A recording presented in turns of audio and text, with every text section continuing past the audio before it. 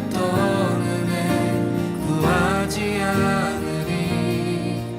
오직 주님만이 내 삶의 도움이시니 주의 얼굴 보기 원합니다.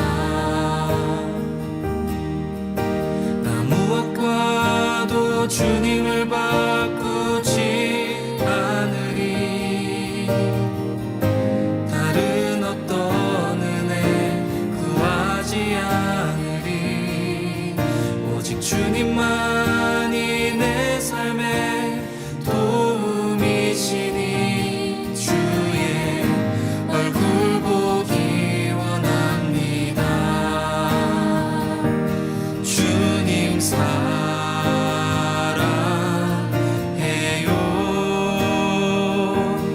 온 맘과 정성 다해 하나님의 신실한 친구 되기 원합니다. 주님 사랑해요.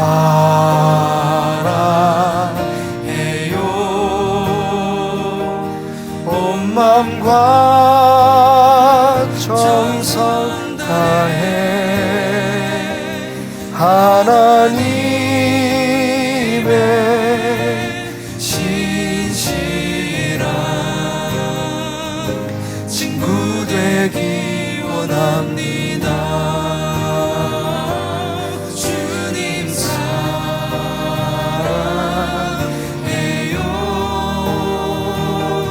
온 맘과 정성 다해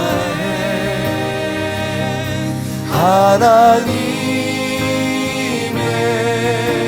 신실한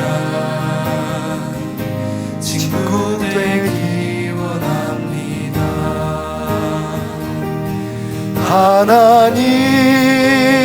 하나님의 신실한 친구 되기 원합니다. 하나님의 신실한 아멘. 친구 되기 원합니다.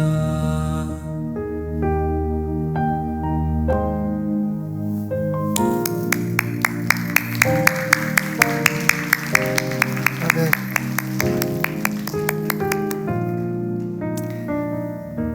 예. 오늘로써 우리 넛지라고 하는 주제의 시리즈가 끝이 납니다.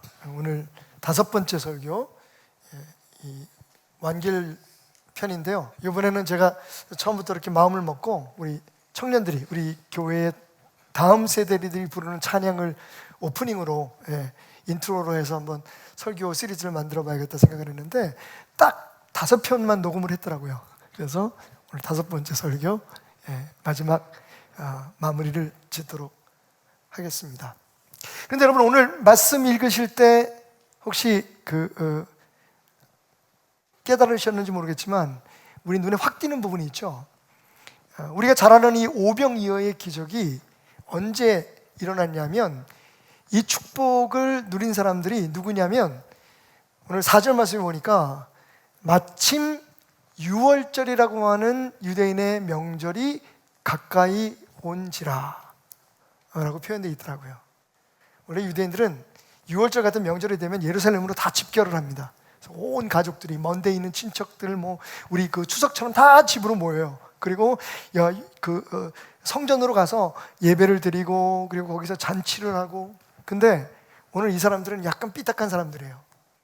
6월절인데 예루살렘으로 들어가지 않고 예루살렘 밖에, 그것도 벳세다라고 하는 광야로 몰려 나옵니다. 이유는 거기 예수님이 계셨기 때문입니다. 그러니까 이 사람들은 사실 명절을 포기한 사람들이에요. 종교적 특별한 그런 성일이기도 했지만 민족의 명절인 6월절, 가장 중요한 그 명절에 가족들과 함께, 혹은 여러 가지 종교적인 행사에서 멀어져서 오직 예수님이 계신 곳을 따라갔던 사람들, 그 사람들이 오병이어 기적의 수혜자였다. 그 축복을 경험한 사람이었다. 오늘 이 추석 연휴임에도 불구하고 이 자리에 오신 여러분들이 바로 그 축복의 주인공들이 되시기를 주님을 축원드립니다. 예.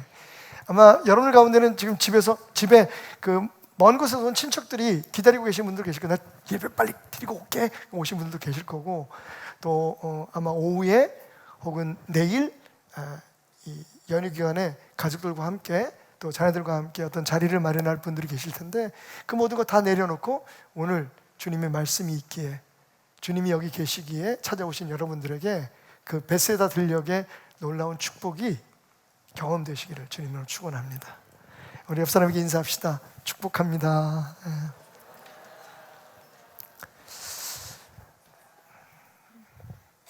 가만히 있어봐. 이게 누가 제가 이 한과를 좋아하는 걸 알고 이렇게 좀 웃음소리가 야비했다. 여러분, 아무리 제가 말씀 전하는 게 급해도 이건 먹고 시작해야 될 것 같아요.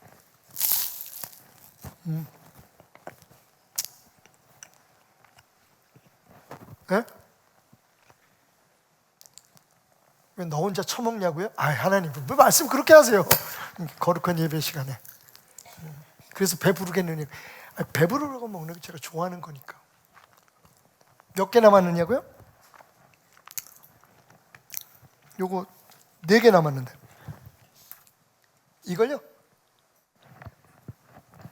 이걸 저 사람들 주라고요? 에이, 제가 제일 좋아하는 건데. 안 돼요, 안 돼. 맛이 없어서 이거는 진짜 저 혼자. 하나님 죽을래가 뭐예요? 알았어요. 참나. 하나님 가끔 저한테 이렇게 좀 너무 편안하게 대하시는 게. 목사님, 나랑 먹자. 지휘자님도 고생했어. 조심해, 그 엿 붙는다. 제가 내가 먹는 거 줄라다 보니까 약 열나가지고 엿 드실래요? 네. 이건 진짜 안 되는데. 이거 제가 제일 좋아하는 건데 이것도 주라고요? 이것까지 주라고요? 그럼 나는 뭘 먹고? 우리 홍 집사님의 눈빛이 너무 간절했어. 잘 먹겠습니다.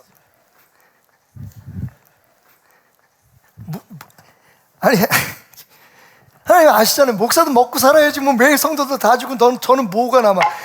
정말 짜증나서. 그럼 제가 오늘은 뭐 다 주고 나니까 이게 허전하네.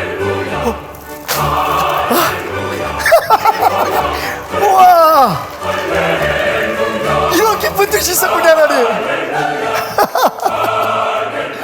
여러분, 이거 오병이어의 기적 아닙니까? 그죠? 그러니까 막 줘야 된다니까.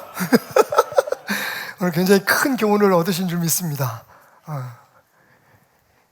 근데 여러분, 이 오병이어의 기적이요, 사복음서에 다 나와 있는 유일한 이적이에요. 제가 이적이라고 말씀드렸죠. 그냥 기적이 아니라 이적입니다. 이적은 영어로 사인이에요. 사인은 의미가 있는 기적입니다. 그러니까 이 기적을 통해서 주님은 분명히 무슨 메시지를 전하기를 원하셨던 거예요.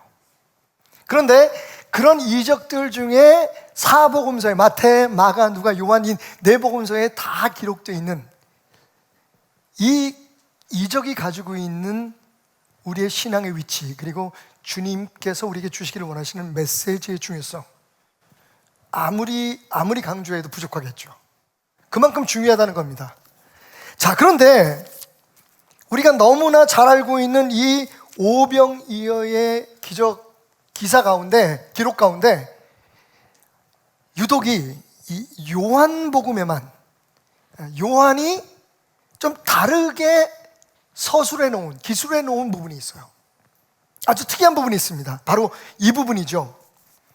예수께서 눈을 들어 큰 무리가 자기에게로 오는 것을 보시고 빌립에게 이르시되, 우리가 어디서 떡을 사서 이 사람들을 먹이겠느냐 하시니, 다른 복음서에는 제자들이 예수님께 제안을 했다고 얘기를 해요. 예수님, 시간이 너무 늦었습니다. 여기는 빈들이고 먹을 게 없습니다. 그러니까 여기 있는 사람들 다 보내서 일단 가서 자기 배들 채우고 그리고 다시 모이게 합시다 라고 제안했다고 얘기하는데, 요한은 예수님의 가장 가까운 곳에서 이 전체 사건을 관찰했던 요한은 이 부분을 놓치지 않았어요. 사실은 그게 아니었다. 제자들이 아마 그 문제에 대해서 의논을 하고 많은 이야기들을 하고 있었을지 모르지만, 정작 먼저 이 사람들에게 떡을 사서 어디서 먹일 수 있겠느냐 말씀하신 분은 예수님이었고, 그 대상은 빌립이었다라고 얘기합니다. 그런데 여기 우리가 놓치지 말아야 될 부분이 있습니다. 뭐라고 성경은 이야기하고 있냐면, 이렇게 말하심은 친히 어떻게 하실지를 아시고 빌립을 시험하고자 하십니다. 단순히 이 사건은 우리의 가진 작은 것을 주님의 손에 맡겨드리면 이렇게 엄청난 기적이 되어서 돌아온다, 뭐 이런 교훈만 담고 있는 것이 아니라는 거죠. 이 사건 전체를 통해서 예수님께서 빌립을 시험하셨다고 합니다. 좀 크게 해석하면 오늘 이 말씀을 통해서 주님께서 우리를 지금 시험하고자 하십니다. 이미 주님은 해답을 갖고 계세요. 이 문제뿐만 아니라 우리가 가지고 있는 모든 문제에 대한 해답을 가지고 계십니다. 어떻게 하실지 주님은 알고 있어요. 이렇게 됐으면 좋겠고 이렇게 할 것이다 라고 하는 주님의 계획은 있는데, 그럼에도 불구하고 빌립에게 물으십니다. 어떻게 했으면 좋겠니 빌립아? 야, 고민이네. 이렇게 많은 사람들을 어디서 떡을 사서 먹일 수 있겠어? 라고 예수님께서 물어보셨다는 말이에요. 옆구리를 쿡 찌르신 거죠. 어떻게? 지금 주님과 함께 동행하는, 예수님을 따른다고 하는 이 제자 빌립의 마음속에 주님이 원하시는 믿음이 자라고 있는지, 그래서 그런 믿음을 갖게 하시기 위해서 주님이 빌립을 테스트하신 거예요. 템트한 게 아니라 테스트하신 거예요. 그거 봐라, 넌 그것밖에 안 돼, 이렇게 말씀하시려고 한 게 아니라, 이것을 통해서 빌립이 깨닫고 빌립과 함께 했던 주변의 제자들이 무엇인가를 배우기를, 그리고 시간이 흘러 이 말씀을 읽는 우리들이 그냥 와, 오병의 기적이 나에게 일어나게 해주십시오 라고만 그렇게 기도하고 바라는 게 아니라, 이 메시지 속에서 주님께서 정말 우리의 신앙을 시험해 보기를 원하는 부분을 스스로 점검해 볼 수 있도록. 자, 이런 거를 한자로 뭐라고 얘기하면 타진해 본다고 얘기를 하죠. 타진, 두들겨서 진단해 본다. 영어로는 sound summons out이라는 말을 씁니다. sound out이라고 하는데, 이 sound out이라는 게 소리잖아요. sound out. 그러니까 소리를 내본다는 거예요. 제가 지금 아프리카에 가져가기 위해서 샀던 우쿨렐라가 하나 있습니다. 비싼 건 아니지만 그래도 꽤 소리가 괜찮아요. 여러분, 우쿨렐라 같은 악기를 살 때, 울림통이 있는 악기를 이렇게 살 때 어떻게 시험해 보는지 아십니까? 일단 두들겨 보죠.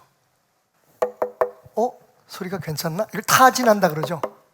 사운드 아웃이라고, 영어로는 사운드 아웃이라고 얘기합니다. 이렇게 쳐보죠. 소리 괜찮네? 소리가 안 좋네? 어떻게 알 수 있어요? 두들겨 보는 거죠. 오늘 이 사건은 한번 따라해 봅시다. 사운드 아웃 하시는 예수님. 주님을 따르는 제자들을 두들겨서 그들 안에 믿음이 있는지, 주님이 바라는 믿음이 자라고 있는지를 확인하시고, 또 그것을 갖게 하시기 위한 사운드 아웃, 주님의 타진이었다, 너지였다. 자, 그렇다면 이 말씀을 통해서 우리가 깨닫게 되는 것은 무엇일까요? 첫 번째, 주님은 우리의 삶의 문제를 통해 우리가 더욱 성장하기를 항상 원하신다는 겁니다. 한번 고백해 봅시다. 예수님은 내 삶의 문제를 통해 내가 성장하기를 원하신다. 여러분, 모든 것이 주님 손안에 있습니다. 우리가 그동안에 넛지라고 하는 이 주제를 가지고 계속 공부를 하면서 모든 일이 좋은 일들뿐만 아니라 우리의 삶에 일어나는 작고 큰 고난과 연단조차도 주님의 허락 없이, 주님의 계획 없이 일어나는 것은 없다라고 하는 것을 우리가 알았습니다. 자, 그러면 우리가 당연히 던져야 될 질문이 뭐냐면 why예요. 왜 주님은 우리에게 고난을 주실까?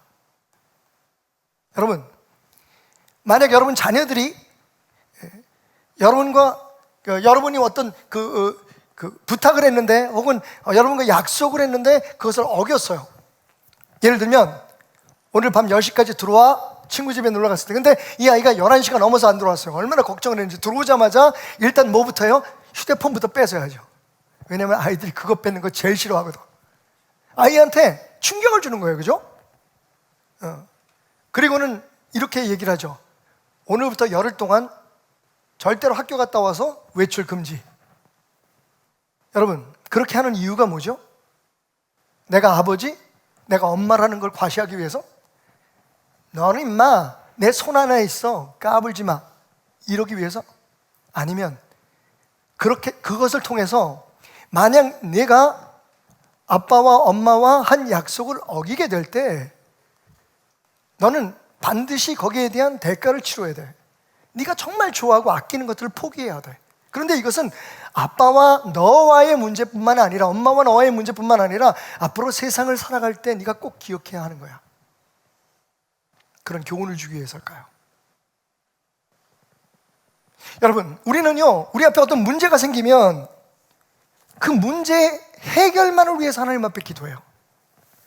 우리에게는 당장 그 문제 해결이 목적이기 때문이죠. 그런데 막상 우리에게 그런 문제를 허락하신 주님은 그냥 문제 해결해서 끝나기를 원치 않으세요. 문제 해결은 문제도 아니에요, 사실 주님 앞에. 그 문제를 해결함을 통해서 우리가 성장하기를 원하세요. 그 문제 속에 담겨있는 우리들의 문제를 발견하고 그 문제를 통해서 역사하시는 하나님의 손길을 이해하고 하나님께서 우리에게 원하시는 믿음의 단계의 성장을 요구하시는 거죠.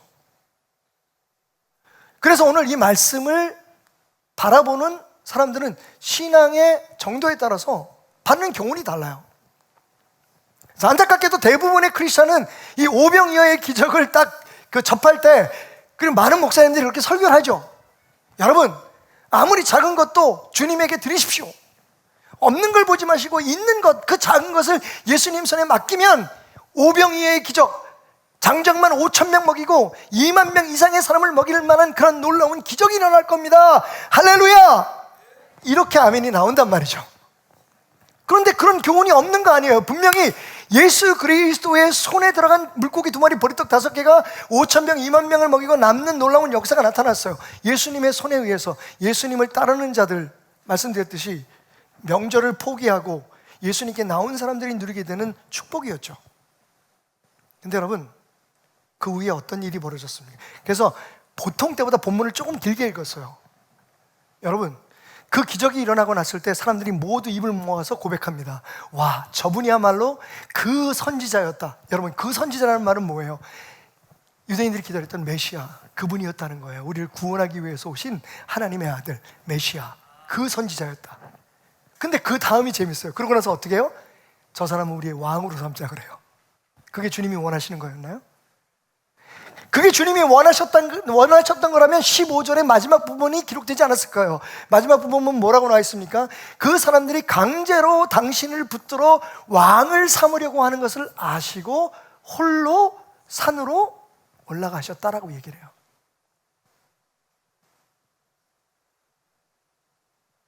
조금 뭔가 대단히 익숙한 느낌 안 드십니까? 우리의 삶에 문제가 있을 때, 우리의 삶에 어려움이 있을 때, 고난이 있을 때 우리는 막 그걸 해결하려고 기도해요. 그리고 그게 해결이 되고 나면 어떻게 해요? 하나님, 다음번에도 더 큰 문제가 있거든. 우리는 계속해서 그분이 우리의 삶에 문제를 해결해 주는 왕이 되기를 원해요. 그때 그 사람들처럼. 그러니까 어찌 보면 이 오병이어의 기적에서 우리가 배울 수 있는 가장 초급 단계의 깨달음인 거죠. 주님의 손에 맡기면 대박 터진다. 주님을 그런 대상으로 보는 거죠. 뻥튀기 기계로 보는 거죠. 그런데 그보다 한 단계 더 믿음이 있는 눈으로 이 사건을 바라보면, 여러분, 그렇게 밑도 끝도 없이 예수님 좋아서 쫓아왔다가 그냥 앉아서 배고파서 그냥 배가 고파도 주님 말씀 들어야지, 그렇게 헌신적으로 주님을 따랐더니 와, 엄청난 축복이 이루어졌다. 그렇게 축복을 받은 사람들 말고, 여러분, 주님 앞에 쓰임을 받은 제자들, 그 기적이 일어날 수 있도록 손과 발을 들였던 제자들에게서 우리가 배울 게 있잖아요. 그죠? 우리는 물론 양쪽 다 좋지만 분명히 우리는 주님의 제자이기를 소원합니다. 그러니까 가만히 앉아서 그냥 예수 때문에 복 받는 걸로 끝나는 게 아니라 예수님이 우리를 통해서 세상에 복을 주시고 기적을 일으킬 수 있는 도구가 되어야겠죠. 그런데 거기서 한 단계 더 좋은 믿음으로 이 말씀을 보면 우리는 일어난 그 사건보다 예수님이 왜 이런 일을 행하셨을까에 더 관심을 갖게 되는 거죠. 예수님의 마음을 보는 거죠. 여러분, 우리의 삶의 고난은 그 고난을 해결해서 우리를 편안하게 살게 하시려는 주님의 사랑만이 아닙니다. 고난의 목적은 우리를 성장시키는 거죠. 여러분들이 자녀들에게 어떤 제재를 가하고 자녀들의 삶에 그들이 원하는 것과는 전혀 다른 것으로 응답할 때가 있었던 것처럼, 여러분, 목적은 하나예요. 어떤 아비가, 어떤 어미가 봤지? 나는 이런 아버지야. 가끔 우리가 그러기도 해요. 그죠? 너희들 나 없으면 못 살아. 이것만을 위해서 애들한테 벌을 주고 애들의 외출을 금지할까요? 그것을 통해서 아이들이 배우기를 원하는 거죠. 무엇이 더 중요한지, 어떻게 살아야 하는지. 오늘 이 말씀은 예수님이 이미 알고 계시면서도 빌립에게 물으셨어요. 무슨 뜻입니까? 빌립, 네가 내가 생각하는 것처럼, 내가 지금 하려고 하는 것처럼 깨닫고 있는지 한번 보자. 두들겨 보신 거죠. 물론 빌립은 그 시험에서 불합격했습니다만, 여러분은 어떠세요? 지금 여러분의 삶에 여러 가지 어려움들이 있을 거예요. 부족한 게 있는데, 힘든 게 있는데, 뭔가 어려운 게 있는데 시간은 없고 도와줄 사람도 없고 해결할 방법도 없고, 마치 벳세다 빈 들녘에 배고픈 배를 움켜쥐고 앉아있는 그때 그 사람들처럼, 그리고 어떻게 하든지 그 사람들을 빨리 보내서 이 문제를 해결해 봐야 하는데 해결할 길이 없어 보이는 제자들처럼, 여러분, 주님은 이 한가운데서 여러분에게 무엇을 원하실까요? 그 문제 해결일까요? 단순히? 아니면 그 문제를 해결하는 과정에서 주님의 마음을 알고 주님의 뜻을 알고 당신이 더 든든하고 당당한 하나님의 사람으로 성장하기를 원하실까요? 우리의 삶의 모든 문제는 하나님이 허락하신, 적어도 우리가 하나님의 자녀이기에 하나님께서 우리 앞에 허락하신 모든 문제들은 우리가 성장하기를 원하시는 하나님의 뜻이 담겨 있습니다. 그걸 깨닫는 것이 우리의 신앙입니다. 너무나 잘 아는 말씀이죠. 마태복음 11장 28절, 수고하고 무거운 짐진 자들아 다 내게로 오라. 내가 너희를 쉬게 하리라. 나는 마음이 온유하고 겸손하니 너희의 모든 짐을 내게 내려놓고 니네는 그냥 편히 쉬어라. 그냥 나는 너희들에게 쉼을 주고 너희들이 편안하게 살기를 원한다. 본문 아니죠? 예수님 뭐라고 말씀하십니다? 이렇게 말씀하십니다. 나의 멍에를 메고 내게 배우라. 여러분, 주님 안에서 누리는 쉼은 그냥 주어지는 게 아닙니다. 배워서 누려지는 겁니다. 주님은 오늘 여러분이 처해 있는 그 모든 삶의 문제들을 통해 여러분들에게 배우라고 말씀하십니다. 성장하라고 말씀하십니다. 그래서 하나님의 자녀들이 누릴 그 축복과 평안과 쉼을 얻으라고. 우리가 원하고 우리가 바라는 것이 아니라 하늘의 뜻, 하늘의 마음이 이루어지는 성장을 맛보라고. 자, 그렇다면 구체적으로 이 사건을 통해서 주님은 빌립과 그리고 함께한 제자들, 나아가 오늘 우리들이 갖기를 원했던 믿음, 우리의 삶에 성장하기를 원했던 부분은 무엇일까요? 주님께서 지금 두들겨 확인하려고 하시는 것이 무엇일까요? 첫 번째, 삶의 모든 문제를 신앙으로 접근하고 있는지를, 우리의 삶의 모든 문제를 신앙화하는지를 주님은 확인하기를 원하셨죠.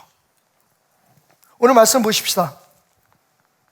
빌립이 대답하되 각 사람으로 조금씩 받게 할지라도 200데나리온의 떡이 부족하리이다. 여러분, 말씀으로 보면 거의 빌립이 예수님의 질문을 듣고 대답하는 그 과정에 시간이 몇 초도 안 걸린 것 같아요. 바로 대답이 나왔어요. 자, 아까 제가 약간 설명드렸죠? 다른 복음에 보면 제자들이 먼저 예수님 앞에 가서 이 많은 사람들이 지금 배고파 있는데 예수님, 저 사람들 어떡할까요? 뭐 먹을 걸 줘야 되지 않겠습니까? 이렇게 얘기했다는 건 제자들 사이에 이미 그 많은 무리들, 배고파하는 그 많은 무리들을 위해서 자기들 안에서 대화가 있었을 법한 그런 환경이 조성되었다는 걸 우리에게 보여주고 있습니다. 그리고 빌립은 이미 계산을 하고 있었죠. 그래서 딱 예수님께서 저 사람들에게 떡을 어디서 사서 먹일까라고 했을 때 어디서? 라는 그런 예수님의 질문에 대한 답이 아니라 빌립은 자기가 가지고 있는 대답을 한 거예요. 그게 뭡니까? 200데나리온 필요합니다. 돈이 문제죠. 어디는 문제가 안 됩니다. 주님, 돈입니다. 제가 생각할 때는요, 제 경험으로 해서 돈입니다. 자, 그럼 여기서 한 가지 던질 질문이 있죠. 왜 빌립이었을까요? 많은 그 성경학자들은 예수님 12제자 중 가운데 예수님의 그 그룹 가운데 예수님 팀 지저스의 물질을 맡았던 사람은 우리가 잘 알고 있는 가룟 유다다. 그리고 여러 가지 그런 그 물품들이라든지 필요한 보급품들을 책임진 사람, 그 사람이 빌립이었을 것이다. 그래서 예수님께서 그 상황을 빌립에게 물으셨다라고 이야기하지만 사실은 제가 생각할 때 성경 안에 그 답이 있는 것 같아요. 요한복음 1장에 보면 빌립이 예수님께 불림을 받는 장면이 나옵니다. 이튿날 예수께서 갈릴리로 나가려 하시다가 빌립을 만나 이르시되, 요한복음 1장에 있는 말씀이죠. 나를 따라오라 하시니, 빌립은, 여기서 빌립에 대해서 설명이 있어요. 빌립은 안드레와 베드로와 한 동네 벳세다 사람이라 라고 얘기했어요. 여러분, 빌립이 어느 동네 사람이라고요? 그 동네 사람이에요. 그러니까 지금 예수님께서 기적을 행하신 그곳이 어디라고요? 벳세다에 있는 들녘이에요. 그러니까 빌립은 자기 고향에 지금 있습니다. 그 상황을 너무 잘 알죠. 그러니까 빌립이 딱 답이 나오는 거예요. 제가 알기로는, 제가 이 지역 출신인데 여기에는 어디 가서 뭐 떡을 살 데가 없습니다. 다른 제자들보다 훨씬 더 그 지역을 잘 알고 있고, 그 다음에 사실은 거기에 모여 있었던 그 2만 명 중에 빌립이 알고 있는 사람들, 친척들도 있었을지도 몰라요. 그러니까 누구보다도 그들에 대해서 아쉬움은 있었지만 실제적으로 해결할 수 있는 방법은 없었던 거죠. 그리고 빌립은 자신들의 형편을 알았어요. 예수님, 우리는 땡전 한 푼 없어요. 그런데 200데나리온을 어디서 구할 수 있겠습니까? 라고 얘기합니다. 여러분, 빌립의 계산이 틀렸을까요? 아니에요. 너무 정확했어요. 빌립의 논리에 문제가 있었을까요? 아닙니다. 아니, 떡을 살려면 일단 돈이 있어야 하고, 그 다음에 돈이 있어도 거기서 살 수 있는 곳이 있어야 되잖아요. 근데 여기는 내가 알기로 내가 자라서 여기서 매일 뛰어놀고 친구들하고 놀았는데 여기는 떡을 살 데도 없고 지금 이 시간에 이 많은 사람들을 먹일 수 있는 떡을 구할 데도 없습니다. 그리고 문제는요, 200데나리온이라는 재정을 어디서 지금 확보합니까? 빌립은요, 어떻게 보면 굉장히 예수님 앞에 지금 직언을 하고 있는 거예요.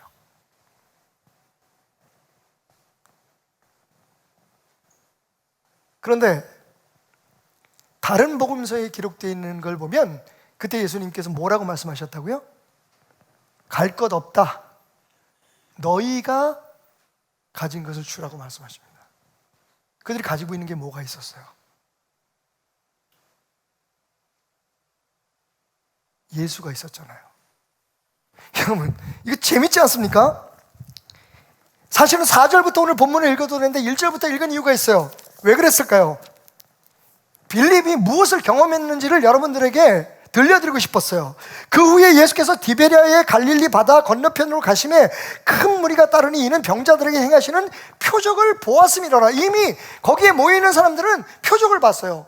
귀신이 쫓겨나고 죽은 사람이 살아나고 병든 자들이 벌떡비덕 일어나고, 하여튼 어떤 질병이든지 예수님께서 치유해 주지 못하는 게 없었어요. 여러분, 그 무리만 그걸 봤나요? 사실은 가장 뿌듯하게 가장 흥분된 마음으로 그것을 지켜봤던 사람들이 빌립을 비롯한 12명의 제자였을 거예요. 왜? 우리 선생님이, 우리 예수님이 지금 막 병자를 살리고 죽은 자를 살리고 무리를 걷고, 여러분 이미 빌립은 물론 포도주를 만든 예수님을 보았고 죽은 사람을 살리는 예수님을 보았고 모든 병의 종류는 중요하지 않았어요. 모든 병든 자들을 다 치유하시는 예수님의 전지전능한 능력을 보았습니다. 근데 막상 자기에게 던져진 그 삶의 문제에 대해서는, 자기가 해결해야 될 문제에 대해서는 예수님을 배제하고 자기의 생각으로 판단하기 시작한 거예요.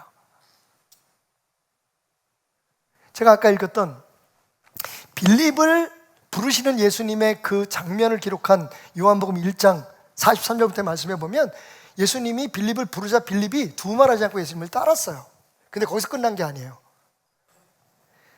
제가 여러분들에게 읽어드렸던 빌립이 안드레와 베드로와 함께 베세다 출신이었다라고 하는 말 다음에 나오는 말씀이 뭐냐면요, 근데 그 빌립이 나다나엘이라고 하는 사람을 예수님께 인도했다고 얘기를 해요. 여러분, 이 정도면 진짜 골수 예수쟁이죠. 예수 잘 믿는 거죠. 그 사람의 믿음이 어느 정도인지 잘 모르겠다면 믿음 좋은 여러분들에게 한번 물어보겠습니다. 지난 6개월 동안 한 사람이라도 예수님 앞에 전도해서 인도해 온 사람 한번 손들어 보십시오. 여러분보다 믿음 좋은 거죠. 쉬운 일 아니에요. 특히 그 시대에는. 그러니까 빌립이 예수님을 자기가 따라갔을 뿐만 아니라 다른 사람에게, 야, 나 예수 따라다니다 보니까 이 사람 진짜야, 이거 좋은 분이야, 이분이 진짜 선지자 맞아, 메시아야, 야, 우리 같이 예수님을 따라가자. 자기가 아는 친구를 예수님께 인도할 만큼이면 여러분, 예수님을 얼마나 좋아하고 예수님을 얼마나 신뢰했을까요? 근데 막상 삶의 문제에는 그 예수님 없이 계산을 하는 거죠. 그게 우리예요. 아닌가요? 좀 심각한 말이겠지만 이렇게 표현하면 어떨까요? 도대체 예수는 어디다 쓰는 물건입니까?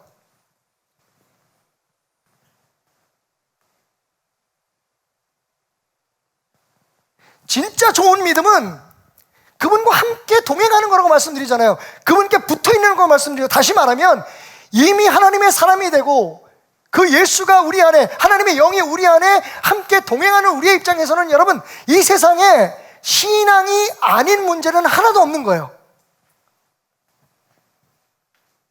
우리에겐 정치도 신앙이 돼야 되고, 우리에겐 경제 활동도 신앙이 돼야 되고, 특별히 우리의 관계, 이거 신앙입니다. 왜? 하나님 없이 할 수 있는 게 아무것도 없기 때문이에요. 그러니까 예수님 말씀하시는 거예요. 안타깝구나. 왜 너희는 나를 빼고 너희와 함께 있는 나를 제외하고 우리에게는 아무것도 없다고 얘기하느냐?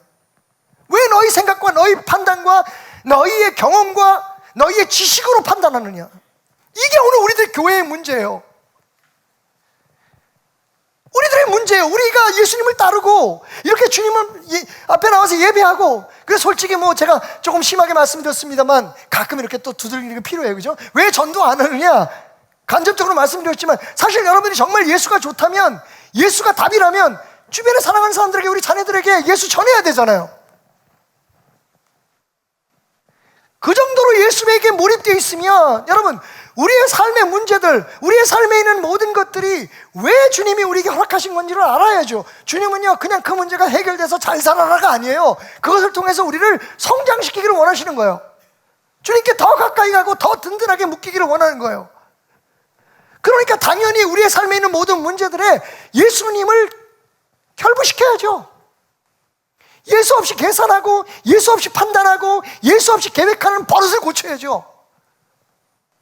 도대체 예수님은 언제 필요한 겁니까? 문제가 안 될 때요? 내가 원하는 대로 안 될 때요? 내가 주장하는 걸 사람들이 안 들어줄 때 예수가 필요합니까? 예수님 나 좀 도와주세요. 사람들이 내 말 좀 듣게 해주세요.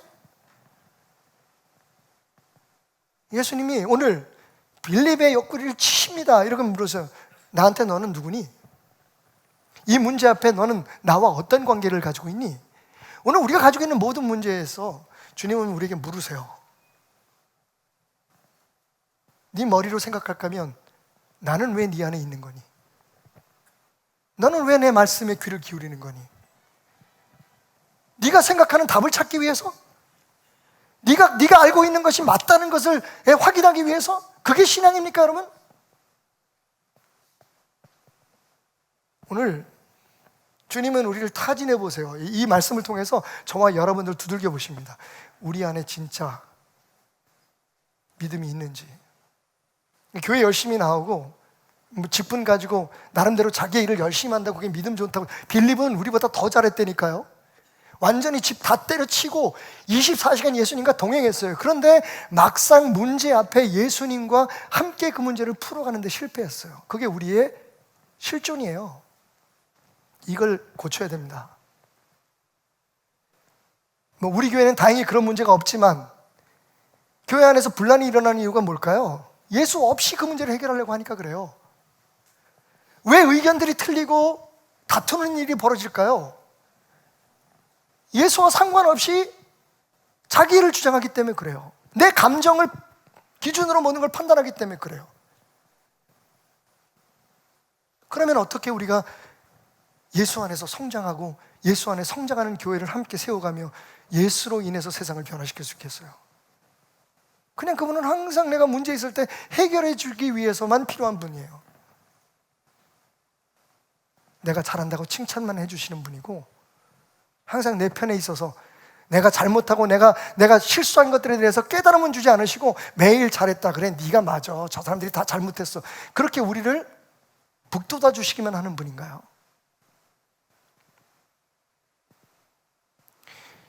주님과 함께 계산하는 법을 배우셔야 돼요.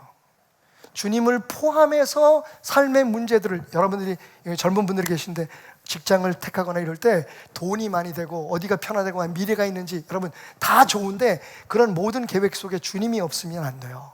그러면 그리스도인 아니에요. 다른 종교도 다 그렇게 해요.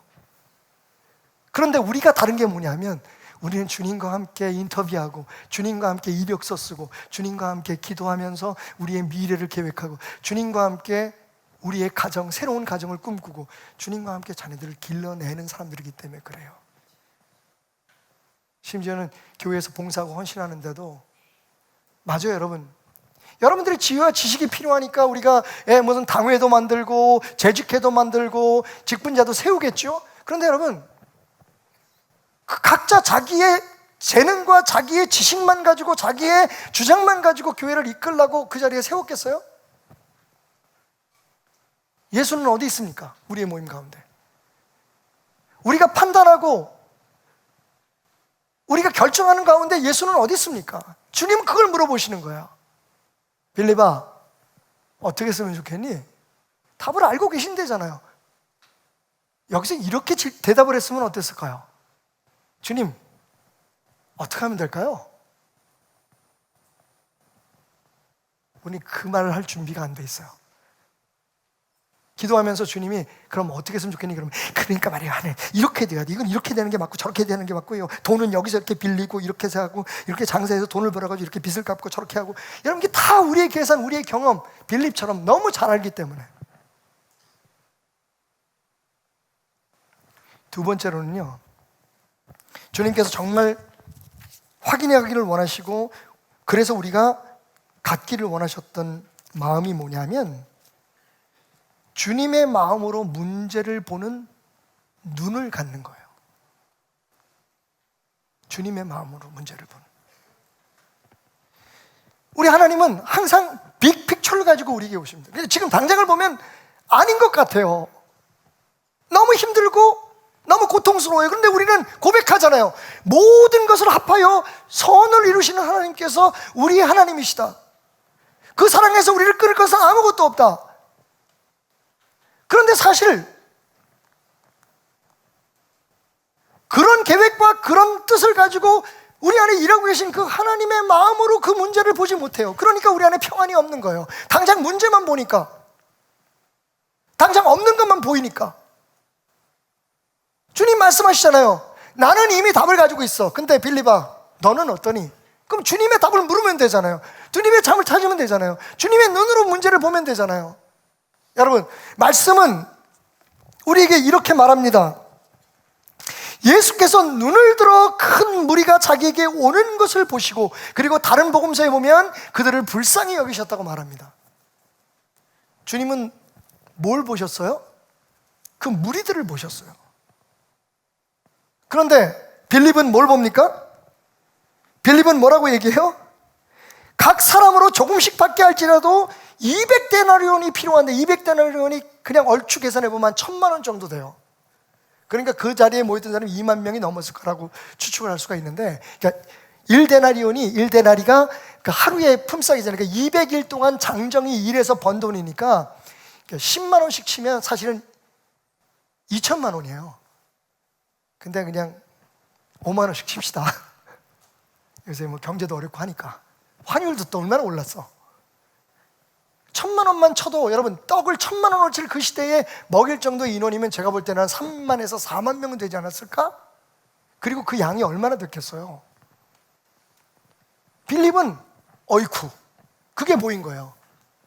사람이 돈으로 보인 거예요. 문제 해결하는 게 경제 논리로 보인 거예요. 근데 주님은 뭘 보셨어요? 그 사람들의 아픔을 보신 거예요. 그 사람들의 영혼을 보신 거예요. 지금 이 기적도 그 사람들 잠깐 배부르게 하고, 오늘 우리 이 예배도 잠깐 오늘 우리가 가지고 있는 문제에 대해서 예수의 이름으로 해결 안 받고 그냥 우리의 삶에 대박 터지는 걸로 와 잘됐다 이렇게 하기 위해서 우리를 부르신 거 아니에요. 주님은 우리의 영혼을 보고 계세요. 우리의 미래를 보고 계신 거죠. 항상 주님은 큰 그림을 갖고 계세요. 그러니까 우리가 해야 될 건 주님의 눈으로 그것을 보기 시작하는 거죠. 빌립의 옆구리를 치시면서 주님 말씀하셔요. 넌 뭐가 보이니? 돈이 보입니다. 돈 없는 내 주머니가 보입니다. 조금 있으면 반란을 일으켰듯 먹을 거 달라고 외칠 저 사람들이 보입니다. 하나님, 문제가 큽니다. 근데 왜 네 눈엔 내가 안 보이니? 왜 내 눈을 통해 이 상황을 보지 못하니? 지난주에 있었던 몇 가지 일들을 잠깐 여러분들에게 말씀을 드리자면, 태풍이 불던 날 걱정이 되더라고요. 생각보다 서울은 그렇게 피해가 심하지 않았습니다만 이전에 폭우가 더 문제가 있었죠. 어쨌든 그래도 성도들 걱정되고, 제주도에 가 있는 우리 성도들이 좀 있어요. 지금 아주 이주하신 분들도 계시고, 근데 계속해서 우리 교회 11조도 보내고 항상 교회에 일 관심 쓰시는 분들이 계셔서, 당신들은 우리 교회가 저희 본교회 있고 거기 지금 파송됐다고 생각하시는 분들이 몇 분 계세요. 그리고 부산, 포항 뭐 이쪽 지역에도 있고, 우리 성전배들교회도 있잖아요, 전라도에. 그래서 잠이 안 오더라고요. 또 제가 할 일도 있고 해서 새벽 3시에 제가 교회를 나왔어요. 근데 교회 2층에 불이 환하게 켜져 있는 거예요. 깜짝 놀랐어요. 보통 우리가 이제 그 24시간 근무 체계이기 때문에 이 밤에도 누군가가 교회를 지키고 있습니다, 항상. 근데 그분들도 주무셔야 되잖아요. 그래서 이제 문을 닫아놓고 이렇게 주무시는데, 제가 일부러 옆쪽에 문을 자동으로 열게 만들어놨어요. 제가 그냥 편안하게 새벽에도 들어왔다 나갔다. 가끔 주님이 그렇게 하게 하실 때가 있거든요. 제가 그렇게 신령한 사람은 아닌데 죄송해요. 근데 그럴 때가 있어요. 근데 그날은 진짜 잠이 안 와서 3시 반에 와가지고 딱 봤는데 불이 켜져 있어요. 그래서 바로 2층에 올라갔죠. 무슨 일인가. 성도님 한 분이, 전도사님 한 분이 화장실을 청소하고 있는 거예요. 그 새벽에 매일 그렇게.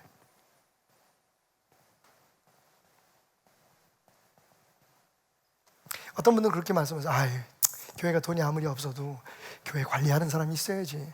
식당도 매일 그렇게 투덜거리면서 뭐 다툼도 많고 막 힘들다 그러는데 뭐 그렇게 하세요. 아주 안 하든지 아니면 돈을 받든지. 요즘은 캐더링 하는 데도 많은데 그냥 그렇게 해서 성도들 밥 한 끼 먹여서 보내면 되는데.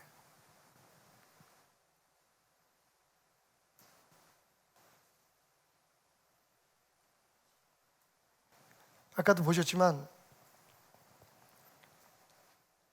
어린아이들이 없으신 분은 잘 모를 거예요. 교육 부실이 매일매일 달라지고 있어요. 교회가 한 거 없습니다. 다?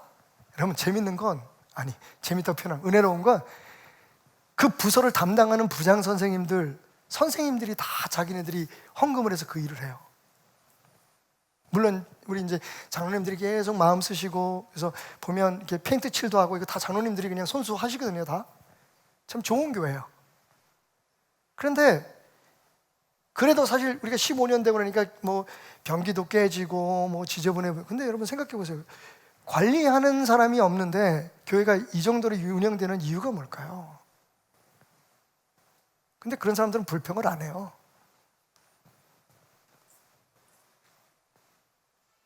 새벽 3시 반에 그 새벽에 나와서 교회 화장실을 청소하고 있더라고요. 아무도 안 보는데. 평일날 나와보시면 알지만 우리 전도사님 네 분이 안수 집사님하고 주차장 이 지역에 낙엽이 엄청나거든요. 그거 다 청소하니까 여러분들이 이렇게 깨끗한 교회에 오시는 거예요. 돈 주고 고용한 관리자가 하나도 없는데. 물론 이거 다 목사님들이 하세요. 화장실 여러분들이 버리고 간 그 휴지들 다 누가 버리는 줄 아세요? 우리 황성문 목사가 다 버려요. 여자 화장실 들어가서. 가만히 생각해보면 이 교회라는 게 얼마나 아름다운 곳인지, 특히 베델교회가. 사실 제가 이 말하기가 좀 조심스러웠던 게, 그러면 담임 목사님인 당신은 뭘 하십니까? 저는 그냥 앉아있어요. 눈물이 확 쏟아졌어요. 그리고 하나님 앞에 감사했어요. 제 자리에 앉자마자. 그날 밤에 우리 성도들에게 별 어려움이 없었던 것도 감사했지만 제주도 연락해보니까 거기도 괜찮대요. 포항에 연락해보니까 거기도 괜찮대요.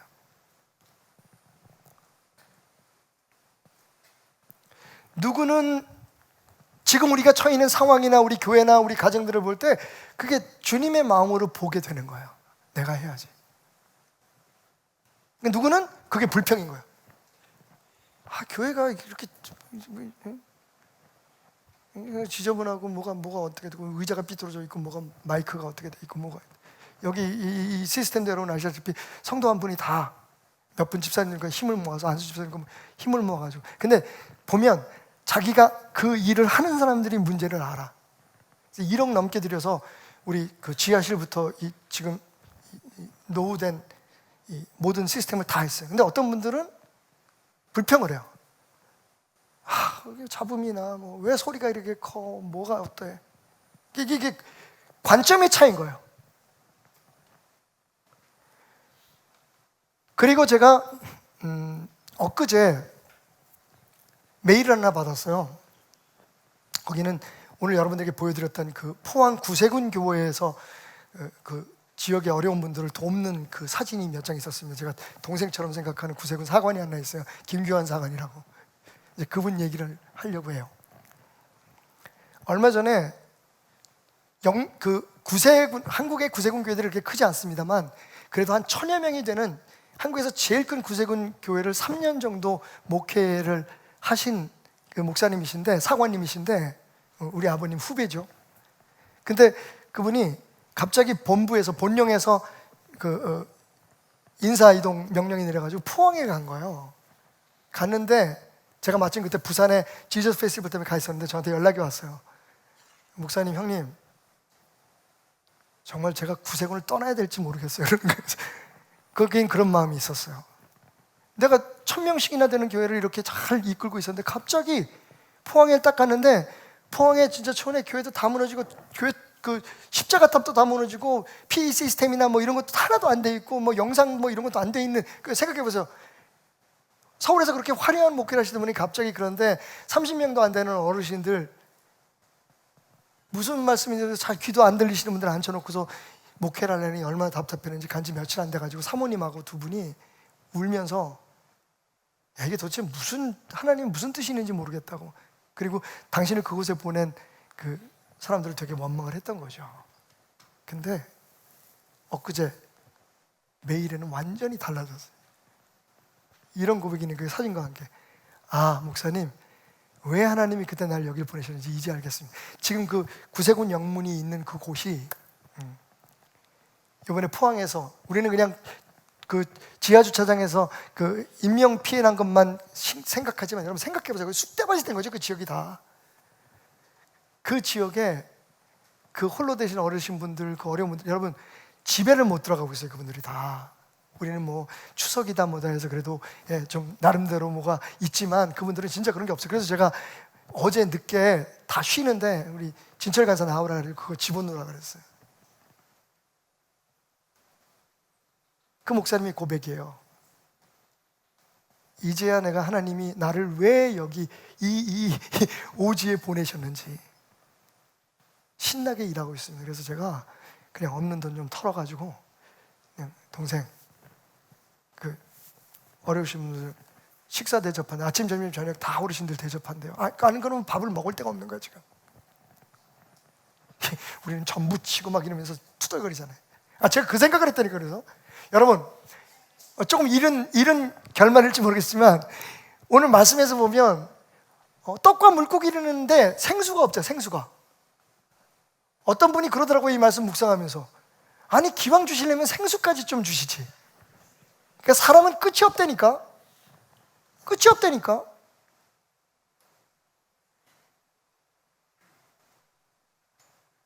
주님은 그 사람들과 앞으로 이 사람들이 어떻게 될 것인가를 미리 보시는 거죠. 그리고 그곳에서 내가 해야 할 일을 보는 거예요. 지금 당장은 진짜 이게 도대체 아닌 것 같아. 근데 그걸 누가 판단하나요? 내가 내 삶의 주인이면, 박태남 목사가 이 교회의 주인이면 여러분 제가 다 판단하겠어요. 이 사람은 잘못했고 이 사람은 잘 됐고 저 사람은 잘하고 있고 저 사람은 못하고 저 사람 믿음 좋고. 근데 여러분 제가 그것을 당장 판단하지 못하는 것, 해서는 안 되는 건 이 교회의 주인은 하나님이시고 여러분들이기 때문에 그래요. 지금 우리의 눈에 볼 때는 믿음이 약해 보이고 불편해 보이는 것들이 사실은요 주님께서 지금 잘하게 하시는 거예요. 여러분 사울이 바울이 된 걸 생각해 보세요. 그 욕심쟁이 야곱이 변해서 하나님의 구원의 역사의 가장 중요한 한 지점을 차지했던 걸 생각해 보세요. 주님의 눈으로 그것을 보라고 빌립의 옆구리를 찌르시는 거예요. 제자들을 찌르시는 거예요. 야, 니네들 아무것도 없다고? 진짜?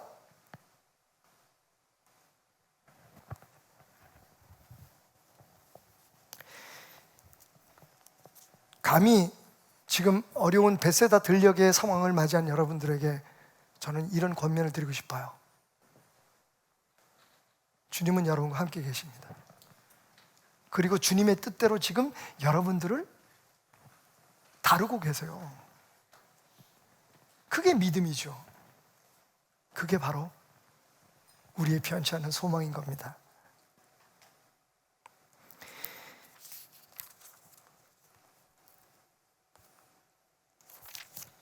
마지막 세 번째로, 주님은요 우리에게 주님의 눈으로 주님의 마음으로 주님과 함께 이 일을 하는데, 이거 중요해요. 주님과 함께 일하는 법, 주님의 일하는 법을 알고 있는가 물으신 거죠. 주님은 돈 가지고 일하지 않으셨어요. 그죠?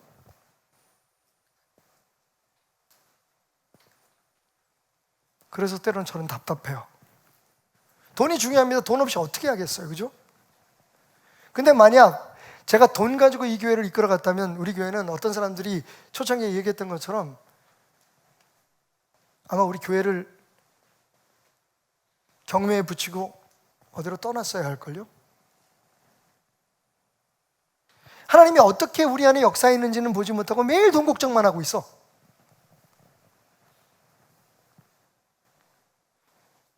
그렇게 생각할 수 있어요. 우리 목사님은 진짜 세상 물정 몰라. 맞아요, 여러분. 저는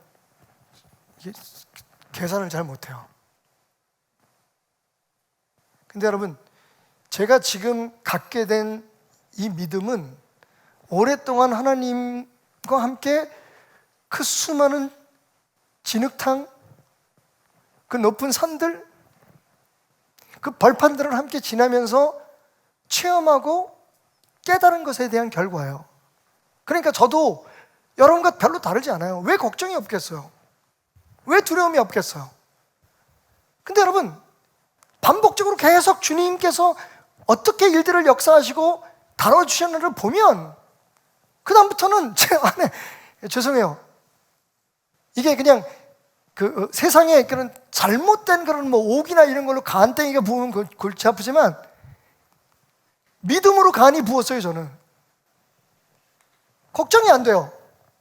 걱정이 하다가도 금방 걱정이 사라져요. 왜? 여태까지 무너지지 않았으니까. 그 어려운 때에도. 근데 여러분 보세요. 그게 제 믿음이 좋아서 그랬나요? 아닙니다. 하나님께서 하나님의 일을 하는 방법을 제게 보여주신 거예요. 어떻게? 성도들의 그 작은 손 하나하나를 모아서 여기까지 오게 하셨어요. 지금도 뭐 이자가 여러분 뭐 엄청나게 올랐어요. 다들 장로님들도 걱정해.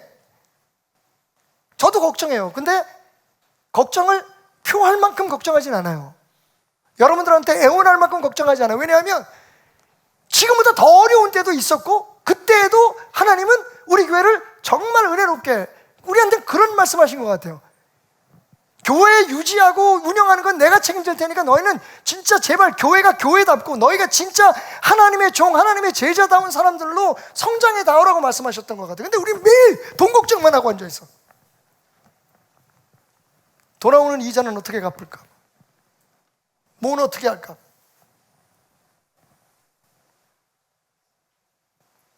도대체 주님은 어디 있습니까? 지금 우리 교회 안에 예수님은 어느 방에 지금 혼자 앉아 계신가요?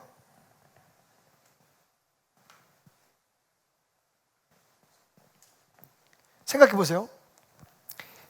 다른 복음에는 안 나와 있지만 안드레를 통해서 한 어린아이가 도시락을 가져옵니다. 그 아이가 지금 부모님이 싸준 물고기 2마리 보리떡 5개였겠죠. 그거를 안드레의 손을 통해서 안드레가 그걸 예수님께 인도해 오죠.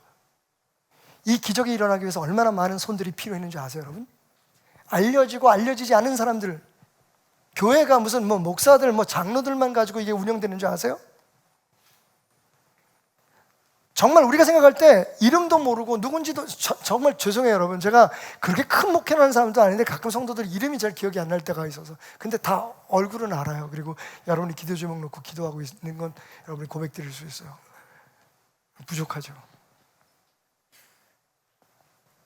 그 한 사람 한 사람의 손으로 이 교회는 세워져 가고 있는 거예요. 물론 새벽에 나와서 청소를 하고, 누가 시키지 않아도 페인트 칠하고, 다 누가 보니 불평하고 말만 하는데 누군가 와가지고 교회 뭐 이거 다 고치고 전구불 다 갈고 의자 바꾸고 뭐 성가대 가운 만들고, 제가 그런 거 하나도 발표 안 하잖아요, 그죠? 저도 막 자랑하고 싶어요. 근데 본인들의 뜻이기도 하지만 그분들은 그렇게 하나님께서 감동 주셨기 때문에 한 거고, 또 그렇지 않은 분들은 그렇지 않은 대로 주님을 지금 예배하는 게 교회이기 때문에 그래요. 누가 잘하고 못하는 게 아니라 각자 하나님 앞에 순종하는 것을 배워가는 게 중요하기 때문에 그래요. 돈 있는 사람도 있고 없는 사람도 있잖아요. 할 수 있는 사람도 있고 할 수 없는 사람. 근데 재미있는 건 그 모든 걸 모으셔서 하나님은 기적을 일으키신다고요. 보세요. 그 아이에게 도시락을 싸주는 엄마의 이름이 여기 있습니까? 없습니까? 근데 엄마가 있었을까요? 없었을까요? 아니, 그 이전에 그 물고기 2마리 보리떡 5개를 물고기 잡은 손이, 그 어부의 손이 있었을까 없었을까? 거기서부터 기적은 시작됐겠죠. 떡을 만든 사람이 있었을까? 엄마가 만들었겠지. 그러면 그 떡을 만들기 위한 밀은 누가 키웠을까요? 이게 그냥 어느 순간에 어떤 사람의 믿음이나 어떤 사람의 지혜로 빵 일어나는 게 아니란 말이죠. 이 하나의 기적을 이루기 위해서 얼마나 많은 손들이 여러분 역사했습니까? 그 가운데 딱 두드러지게 나타나는 손은 제자들의 손이었을 뿐이에요. 여기서 설교하는 제가 여러분에게 드러나지만 오늘 제가 이 자리에서 설교하기 위해서 이런 거 다 준비하고 뭐 지금도 저 뒤에서 10대분씩이나 지금 마이크 잡고 뒤에서 매일 욕을 더 먹어. 오늘 조명이 왜 그랬니? 뭐 죽으라고 해고도 욕을 더 먹어. 근데 그 자리를 지키는 사람들의 손이 있으니까 이 예배가 돌아가는 거예요. 새벽 3시에 화장실 청소를 하는 사람이 있으니까 이 교회가 돌아가는 거예요. 제가 아까 말씀드렸죠. 그럼 담임 목사는 뭐 해? 저는 앉아 있어요. 저도 뛰어내리고 싶은 때 많거든요. 마음에서 우러나는 그런 섬김들이 있었으면 좋겠어요. 아주 작은 거라도. 그런 손들을 통해서 하나님은 역사를 이루시는 거군요. 여러분, 우리가 생각할 때 보리떡 5개, 물고기 2마리를 주님 앞에 가져온 그 사람들, 그 어린 아이만 지금 큰 희생을 한 거 아니에요. 그 아이는 이름도 없어. 여기서 중요한 건 그 모든 역사를 이루실 때 주님께서 하신 행동이에요. 하늘을 우러러 축복하셨다 얘기해요. 왜? 이 일이 내가 행한 기적이 아니라 하나님 아버지께서 영광 받으실 일이라는 걸 사람들에게 보여주신 거죠. 내가 나타나는 게 아니에요. 제자들에게 그걸 하나님의 일은 이렇게 함께 각자 자기의 손을 들여서 할 수 있는 대로 무슨 직분자가 돼가지고 수요 예배도 안 하고 금요일 그런 투정 부리지 말고 내가 하면 되잖아. 내가 아예 부엌엔 누구 들어가고 누구 안 들어가고 뭐 그거 누가 얘기할 거 아니라 내가 하면 되잖아. 또 마음에 안 들면 내 마음에 안 끌리면 안 하면 돼.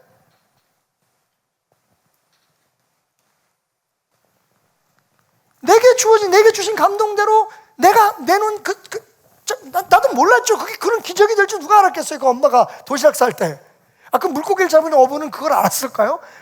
근데 주님은 그 모든 빅픽처 안에서 그런 걸 이루시는데 그거를 하나님의 일이라고 보여주시는 거예요. 그게 사실 우리에겐 제일 어려울지도 몰라요. 왜? 우리는 그냥 자꾸만 내가 드러나기를 원하잖아. 내가 했다는 얘기 듣고 싶잖아. 내가 지금 똑똑하다는 얘기를 듣고 싶은 거야. 어디에서든지. 그런데 그걸 내려놓으라고 하시는 거예요. 그래야 주님의 영광이 나타난다고. 이 설교를 제일 먼저 들어야 될 건 저겠죠. 그래서 저는 앉아 있어요. 얼마나 답답한지 아세요, 여러분? 제 성격 아시잖아요. 얼마나 답답한지 아세요? 기다리고 참아주고 그 제 성격 아니거든요. 왜? 이 베델교회가 담임 목사 한 사람이 똑똑하고 잘나서 이게 되고 함께 일하는 사람들이 훌륭해서 일이 된다는 걸 보여줄 수 없기 때문에 그런 거예요. 핑계 같죠? 그러면서 우리는 여기까지 자라온 거예요. 여기까지 생존해 온 거예요. 그렇게 주님이 보시기에 그래도 이 정도 교회면 내가 상처받은 사람, 내가 방황하는 사람 보낼 만한 교회가 되었구나 말씀하실 수 있었던 거죠. 하나님이 일하는 법을 배우라고 하세요. 주의 일은 주의 일하는 방법으로 해야 돼요. 불평 없이 원망 없이. 당장 내 눈앞에 보이는 게 없어도 만약에 주의 일을 하면서 마음에 불평이 생기고 원망이 생기면 당신의 믿음을 두들겨 봐야 돼요. 타진해 보셔야 돼요. 왜냐하면 그게 나한테 아무런 도움이 안 되니까. 그러면서도 체면을 지키고 그러면서도 뭔가 다른 사람들한테 내가 이렇게도 버티고 있다는 걸 보여줘야 될 이유는 없는 거죠. 왜 그러세요? 정말 주님 앞에 행복했으면 좋겠어요. 주님은 빌립에게 그것을 물으신 거예요. 너 보고 하라는 거 아니야. 나도 내 힘으로 하는 거 아니야. 아버지께서 지금 이 하시는 일을 저 사람들이 보게 해주게. 그 결과는 딱 나타나요. 이 사람들이 예수님의 그 기적을 보고 예수님은 왕을 삼으려고 하잖아요. 예수님이 왕이 되면 되게 편할 것 같아.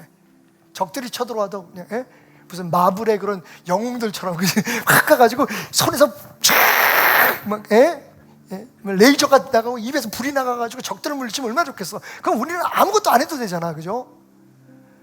경제적으로 어려우면 지금 우리나라처럼 그러면은 왜 대통령이 막 모든 걸 막 돈을 막 어디서 기적을 일으켜가지고 다 먹이고 그러면 얼마나 좋겠어. 교회도 그래서 어쩌면 정말 잘나고 훌륭한 담임 목사나 그런 교육자들을 세우려고 하는지 모르겠어요. 근데 여러분, 그러면 주님이 나타나나요? 그러면 주가 일하시나요?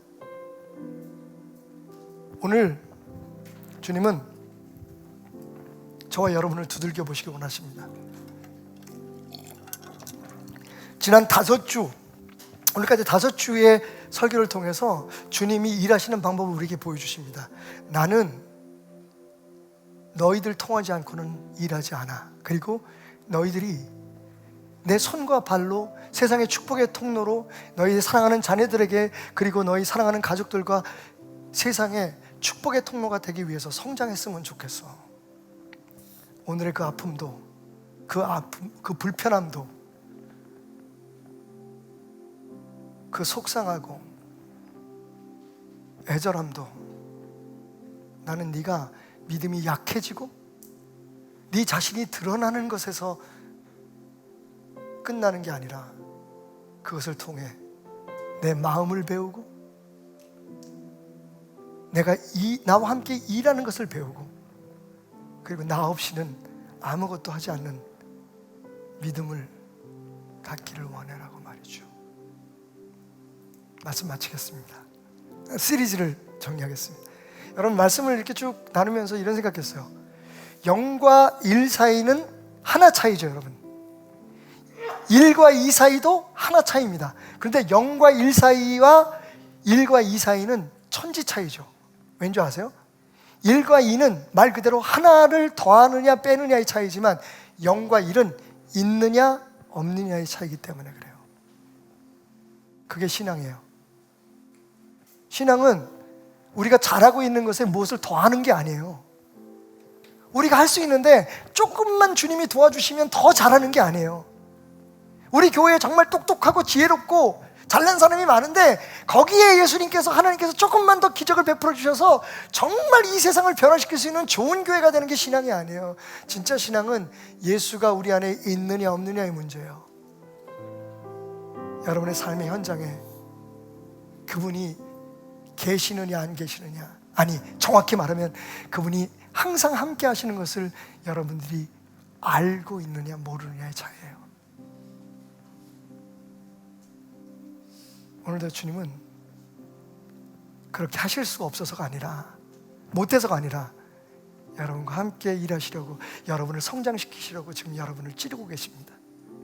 설교를 들으시면서 좀 마음이 불편하신 분도 계실 수 있을 거예요.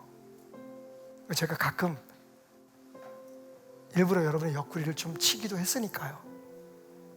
근데 여러분, 그게 주님의 사랑으로 느껴졌으면 좋겠어요. 왜냐하면 당신은 주님이 기대하는 것만큼 훌륭한 하나님의 자녀이기 때문이에요. 날이 저물어 갈 때, 빈들에서 걸을 때, 그때가 하나님의 때. 내 힘으로 안 될 때, 빈손으로 걸을 때, 내가 고백해 여호와 이래. 우리 모인 이곳에, 우리 모인 이곳에 주님 함께 계시네. 누리네 아버지 은혜. 적은 떡과 물고기 내 모든 걸 드릴 때 모두 고백해 여호와. 우리 모두 자리에서 일어나서 함께 찬양합시다. 우리의 마음을 담아. 주가 일하시네, 주가 일하시네. 주께 아끼지 않는 자에게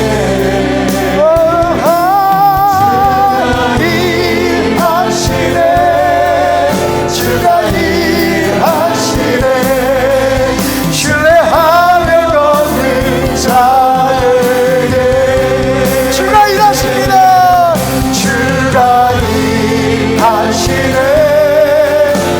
주가 일하시네 주께 바뀌지 않는 자에게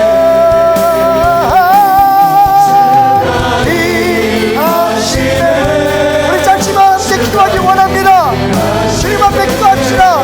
주님, 내가 오늘 우리가 겪고 있는 문제, 우리의 삶의 연단과 고난으로 인하여 주님의 마음을 더 깊이 알게 하소서. 주님의 눈으로 문제를 바라보고, 주님의 눈으로 미래를 바라보고, 주님의 눈으로 내 삶을 바라보도록 하나님, 내 안에 참 믿음이 있기 원합니다. 주님께 묻고 주님과 함께 일하고 주의 영광을 위하여 축복의 통로 되게 하소서. 주여, 내가 주님 앞에 있습니다. 기도합니다. 주여, 아버지,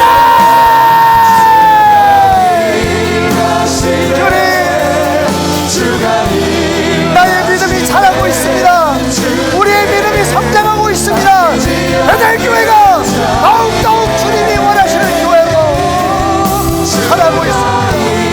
하나님, 주님의 사랑입니다. 하나님이 우리의 아버지가 되어서 너무 좋고, 주님이 우리의 머리가 되어주셔서 참 다행입니다. 하나님, 우리의 생각, 우리의 마음, 우리의 감정대로 얘기하소서. 진짜 신앙을 얘기하고 참 사랑을 실천하고 순종의 감사가 넘쳐나는 교회를 하여 주옵소서. 주가 일하시네 신뢰하며 걷는 자에게.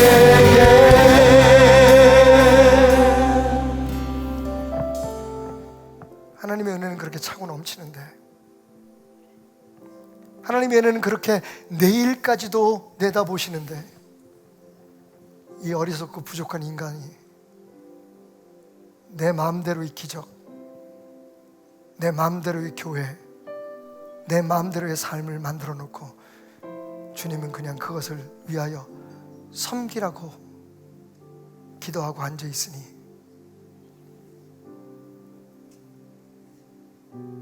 언제나 너희가 내 마음만 알겠니 바라보시는 주님은 힘이 드시지 않을까? 얼마나 아프셨을까?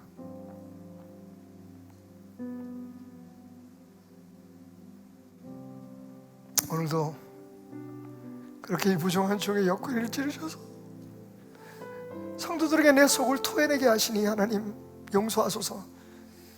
은혜가 되어 성도들에게 상처되지 않게 하시고, 알잖아요. 주님, 저는 언젠가는 가야 될 사람인데, 주님은 여기 계셔야 되는데, 주님의 영광을 가리거나 주님의 마음을 가리는 어리석은 종의 혀가 되지 않도록 도와주십시오.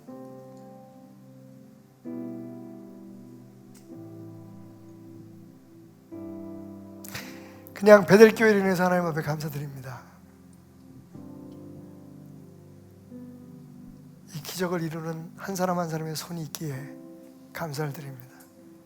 어느 한 사람도 중요하지 않은 사람이 없기에 하나님 감사합니다.